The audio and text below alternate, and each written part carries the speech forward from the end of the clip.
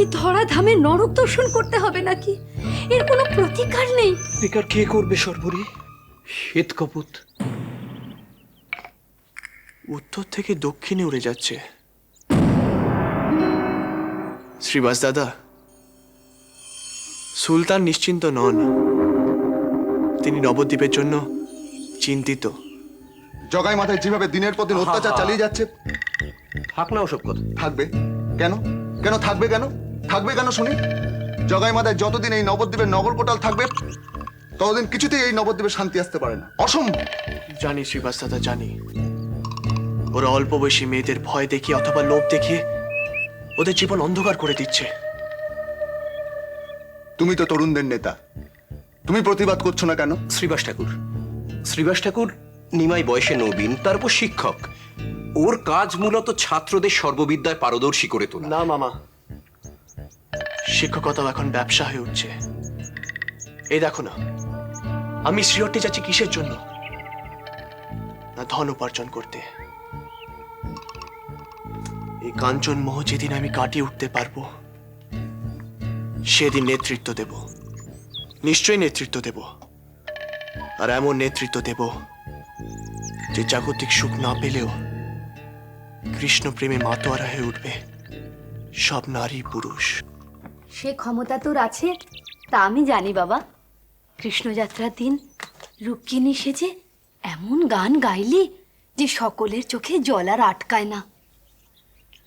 হ্যাঁ রে নিমাই, আজ বাদে কাল চলে যাবি। যাবার আগে মামিকে একটা গান শুনিয়ে যাবি না বাবা? বেশ তো। মামা হাতে শ্রীখল নিলে আমার গলা দিয়ে এমনি এমনি গান বেরিয়ে আসবে। দাঁড়া, আনছি।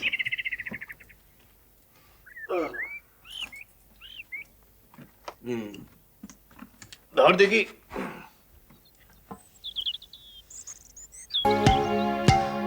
তীর স্বভাব মনে করে প্রাণ কান্হাইল, তীর স্বভাব মনে করে প্রাণ কান্হাইল। তা তোর সোনা করোনা গরে প্রাণ কান্হাইল, তা তোর সোনা করোনা গরে প্রাণ কান্হাইল। এ তোমার বচনে প্রাণ কান্হাইল, সব কোপ খণ্ডিল এখনে প্রাণ কান্হাইল।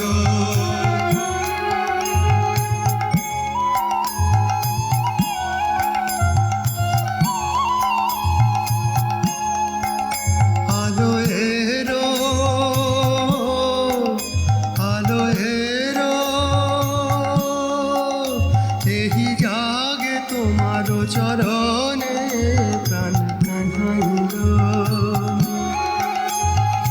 তোমার আমার দুই মনে এক করে গাঁথিল মদনে প্রাণ কান্হাইল।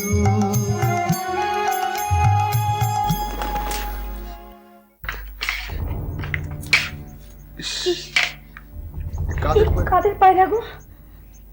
এ যে সে পায়রা নয় মামা, খোদ সুলতানি পায়রা। তার অর্থ পরে বলবো। মামি, তুমি জড়িবুটি আর হলুদ বেটে ওর গায়ে লাগিয়ে দাও। বাজ পাখি ধরেছিল, সামান্য ক্ষত সেরে যাবে। দেখি দেখি, পায়ে তো একটা কাগজ বাঁধা আছে দেখছি। পায়ে তো গৌরেশ্বরের শিলমোহরও দেখছি। আপনি তো অল্প বিস্তর। ওমা, ফার্সিতে লেখা তো। ফার্সি পড়তে পারেন আপনি? দেখুন তো কি লেখা আছে। গৌরের চর নবদ্বীপ থেকে সংবাদ পাঠাচ্ছে, আমার কথাও লেখা আছে।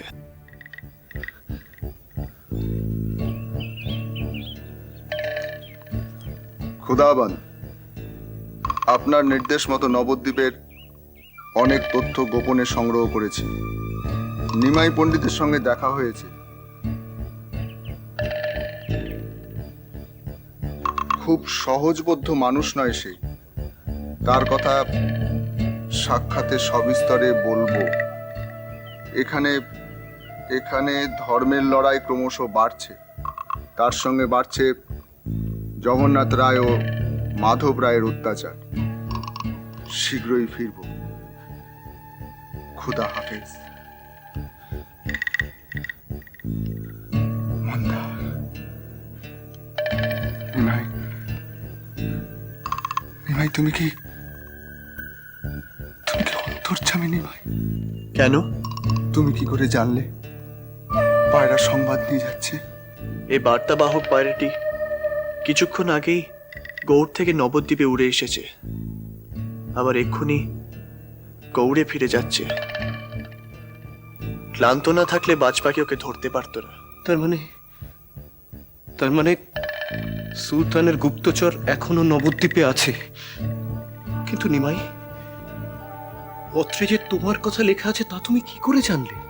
নবদ্বীপে বৈষ্ণবদের প্রভাব বাড়ছে, এ কথা জগাই মাথায় নিশ্চয়ই সুলতানের কানে তুলেছে। ঠিক ঠিক, বৈষ্ণবদের নেতা বলতে তুমি। তাই গোপনে সুলতান চর পাঠিয়েছেন তোমার সম্বন্ধে খবর সংগ্রহ করার জন্যে। একটা অনুরোধ বাবা,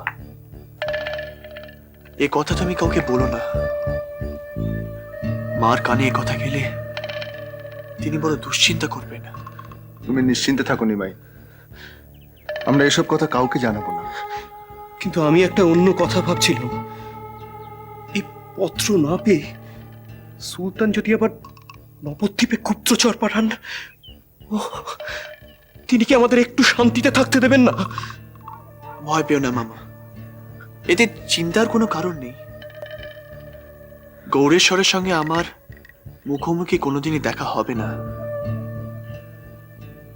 তার সঙ্গে আমার দেখা হবে মানুষ লোকে। প্রেমের জোয়ারে ভেসে যাবে তার রক্তের পিপাসা, ক্ষমতার লোভ।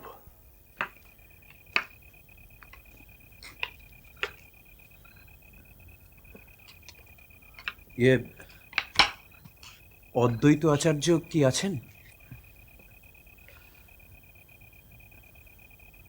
এ কি যজ্ঞেশ্বর পণ্ডিত, আচার্য চন্দ্রশেখর, আপনারা এত রাত্রে? মানে আচার্যদেব কোথায় বলতে পারেন? উনি তো আজ দুপুরে শান্তিপুরে চলে গেলেন। ও আচ্ছা, ঠিক আছে সীতা ঠাকুরুন, আমরা তাহলে আসি।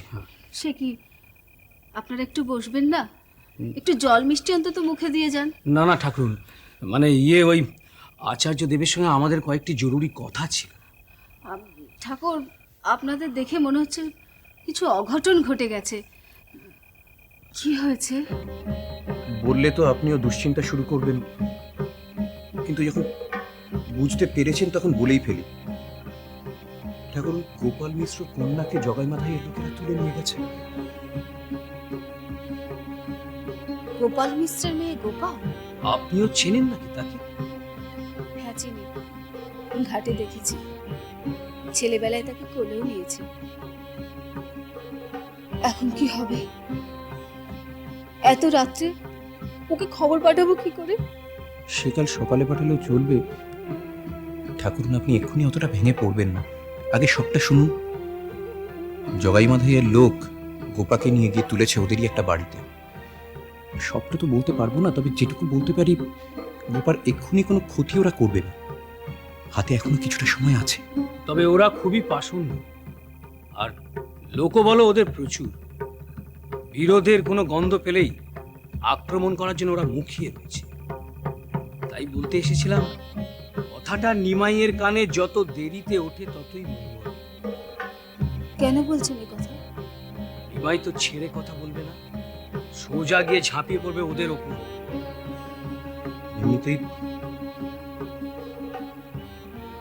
এমনিতেই শীতল মাঝির মেয়েকে নিয়ে একটা বিরোধ রয়েছে। বৈষ্ণবদের মধ্যে তো কেউ কেউ বলছেন যে নিমাই আর তার সঙ্গীদের নাকি হাতে লাঠি তুলে নেওয়া উচিত হয়নি। না না, নিমাই ঠিকই কাজ করেছে। আপনাদের আচার্যদেব তো বললেন নিমাইয়ের জন্মই হয়েছে মানুষের ত্রাণের জন্য। শুধু কি শীতল মাঝির মেয়ে দামিনী, লক্ষ লক্ষ মানুষের ত্রাণের জন্যই তার জন্ম। আপনারা আরো কিছু বলবেন মনে হচ্ছে। হ্যাঁ, ভাবছিলাম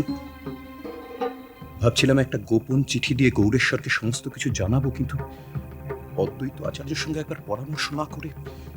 কি লিখবেন গোপন চিঠিতে? আমাদের নবদ্বীপের কথা। জগাই মাথায় রাজ কর্মচারী বলে গৌরেশ্বরের আমাদের সম্বন্ধে ধারণাটা অন্যরকম। আমাদের বৈষ্ণবদের তো নিজেদের সম্বন্ধে কিছু জানানোর থাকতে পারে। কিন্তু যজ্ঞেশ্বর পণ্ডিত, জগাই মাথায় যে এত সব কাণ্ড করছে, তাতে কি সুলতানের কোনো টনক নড়ছে না? আমরা শুধু শুধু চিঠি লিখে কি করব? না না ঠাকুর, আসলে সুলতানকে তো আমরা কোনোদিনই চোখে দেখিনি, আমরা শুধু তার প্রতিনিধিদেরই দেখেছি। এখন তিনি মানুষ কেমন তাও আমরা জানি না, তাই ভাবছিলাম একবার সরাসরি ওনাকে জানিয়ে দেখি না ওর কি হয়। কি আর হবে? জগাই মাথায় যাবে, আবার নতুন নগর কোটাল আসবে।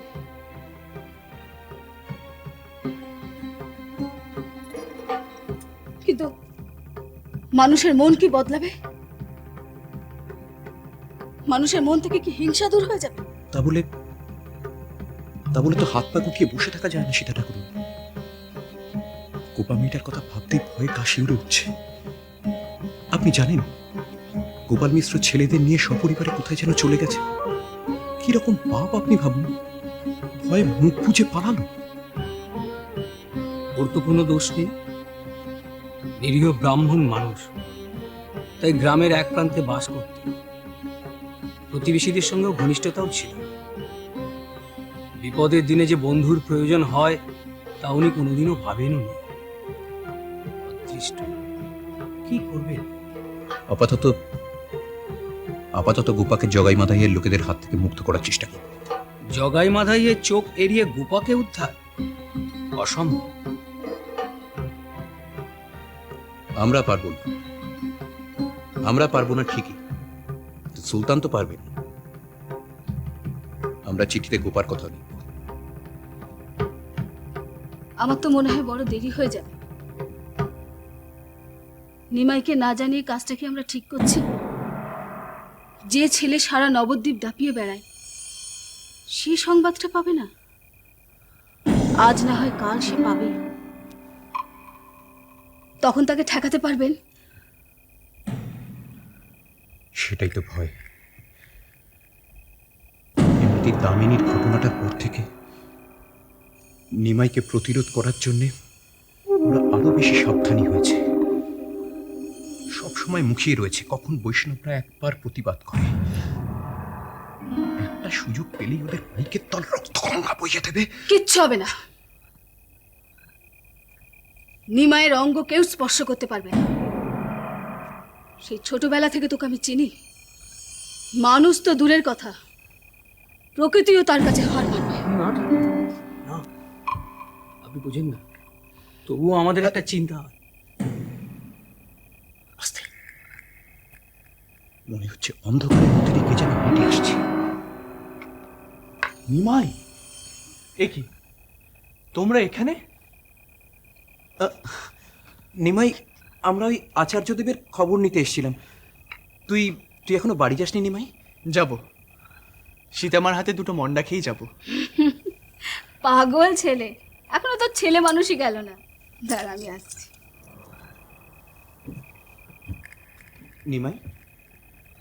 নিমাই আজ কোন দিকে গিয়েছিলি? গদ্বীপের দিকে। আচ্ছা, পথে কোনো গোলমাল দেখলে? বাজারের পথে মশলার দোকানে দরদাম করতে গিয়ে দোকানির সাথে বেশ গোলমাল হয়েছে। কার? আমার সঙ্গে। আমাকে দেখলেই দোকানিরা পালাবার পথ পায় না। কেন বলো তো মামা? আমি কি খুব ভয় পাওয়ানোর মতো লোক? না না, আসলে তুই বাজারে গেলে এমন দরদাম করিস যে বেচারিদের নাভিশ্বাস উঠে যায়। তুই বাজারে যাওয়ার অর্থ দোকানিদের ক্ষতি। লাভ ক্ষতির অঙ্ক কি এত সহজে মিলে মামা? সে যাক, তুমি কি গোলমালের কথা বলছিলে না? তুমি কি কোনো গোলমালের আশঙ্কা করছো নাকি? না, সেসব কিছু নয়।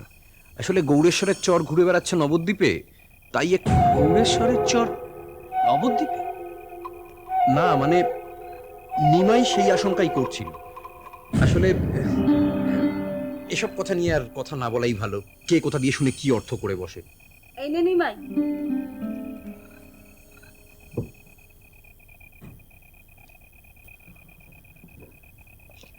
আপনারাও নিন না।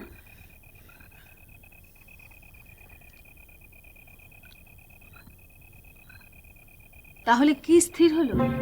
কি ব্যাপারে? ওই বাজারে কি গোলমাল হচ্ছিল বলেছিলেন? ও তো নিত্যদিনের ঘটনা লেগেই আছে। কি বল নিমাই? চলুন চন্দ্রশেখর, আমরা যাই। হ্যাঁ, আর নিমাই, তুমিও বাড়ি চলে যাও। বাড়িতে স্ত্রী এবং মাকে রেখে বাইরে বাইরে ঘোরো কেন এতক্ষণ?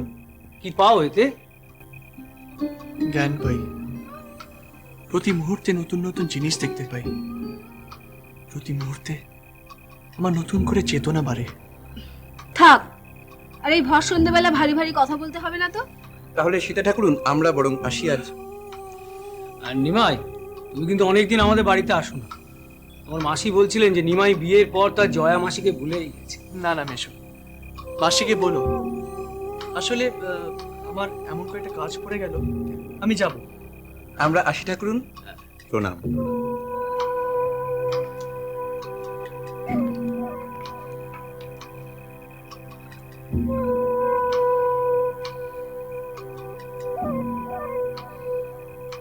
সীতামা, কি এত ভাবছো? কই কিছু না তো।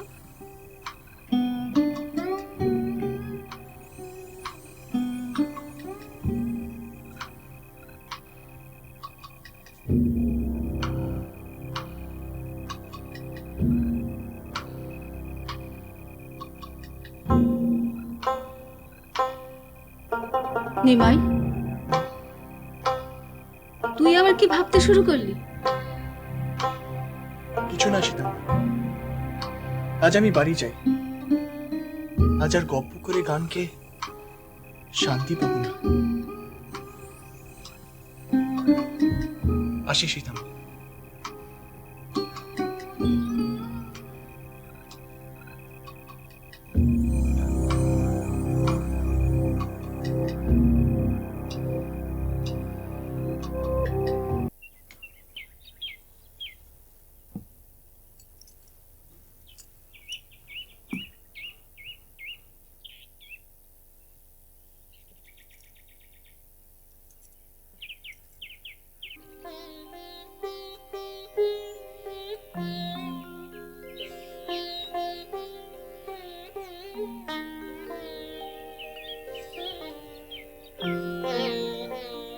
নিমাই, এত ভোরে তোর গঙ্গা স্নান হয়ে গেল? ও মা, তুই এখনো ভিজে কাপড়ে দাঁড়িয়ে আছিস? দাঁড়া, তোর জন্য একটা শুকনো চাদর এনে দিই। সীতামা, কাল রাতে দুশ্চিন্তা তোমার ঘুম হয়নি, তাই না? মানুষের উপকার করতে যায় আর তার ফল হয় উল্টো। আপনিও তো জ্ঞান জ্ঞান না করে যেটা ঘটেছে সেটা বলুন। জানিস, সুলতান বলেছেন আমাদের দূর করে দেবেন। সুলতানের কাজই তো তাই। তাই বলে এত বড় অপমান। বৈষ্ণবদের নামে কোনো নালিশি শুনতে চাইলেন না, বললেন আমি নাকি মিথ্যে বলছি।